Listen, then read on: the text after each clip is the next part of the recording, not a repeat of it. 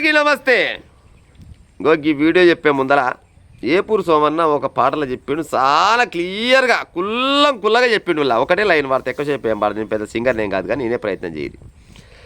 60 ఏండ్ల స్వతంత్రం అంత వట్టి అబద్ధం, పదవుల వేట తప్ప ప్రజాస్వామ్యం ఎక్కడిది, అయ్య దిగి కొడికెక్కి ఆస్తులన్నీ పెంచుకున్రు, అందిన కాడి కళ్ళ దోసుకొని దాసుకున్రు బహుజన, మన బతుకెన్నడు మారురు, జెండాలు మోసిన జనమును పోగేసిన, దండాలు పెట్టిన ప్రజలను కూడగట్టిన, అరే కడపత్రం పంచిన పోస్టర్లు అతికించిన, మా లీడర్ వచ్చిండని మైకు.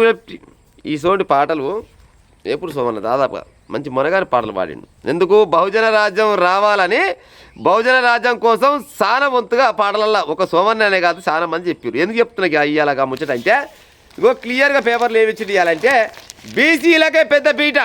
సంతోషం, బీసీలకే పెద్దపీట. మున్సిపల్ ఎన్నికల్లో అత్యధిక సీట్లు కేటాయించిన పార్టీలు.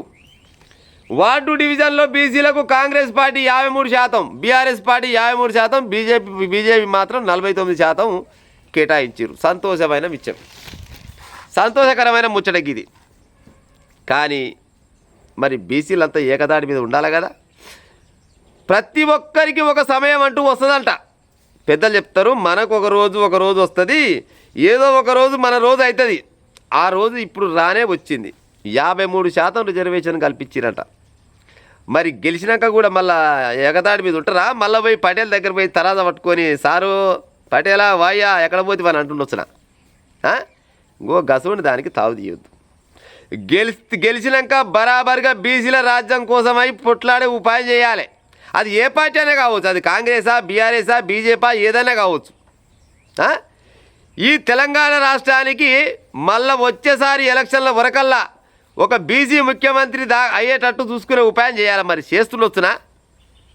ఇవ్వగానే వచ్చింది బాగానే, పెద్దపీట పేపర్లు వచ్చింది కాబట్టి పెద్దపీటే దొక్కిందట, మా అందరికీ బాగానే ఉంది, ఇక ఇంకేముంది లేని అనుకుంటే నడుస్తుండొచ్చునా? పక్క ఇప్పుడు ఎవరైతే గెలుపొందుతారో ఈ గెలిచిన వాళ్ళంతా ఏకదాడి మీద ఉండి ఇంకా చాలా మందికి మోటివేషన్ చేసి రానున్న రోజులలో బహుజన రాజ్యం ఎట్టట రాదో అనేది తెలియజేసి వస్తుంది. ఈ రకంగా పోతే బహుజన రాజ్యం వస్తుంది అని నిరూపించాలి. చాలా మంది అంటుంటారు, బహుజన రాజ్యం ఇప్పుడంతలా రాదు.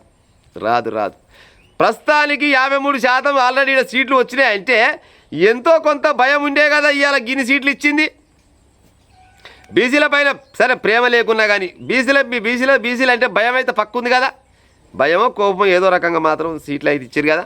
గెలిచిన వాళ్ళు గెలిచినట్టు బరాబరుగా బీసీ రాజ్యస్థాపన కోసమై కొట్లాడాలి, పోరాడి బహుజన రాజ్యాధికారం చేజిక్కించుకునే ఉపాయం చేయాలి.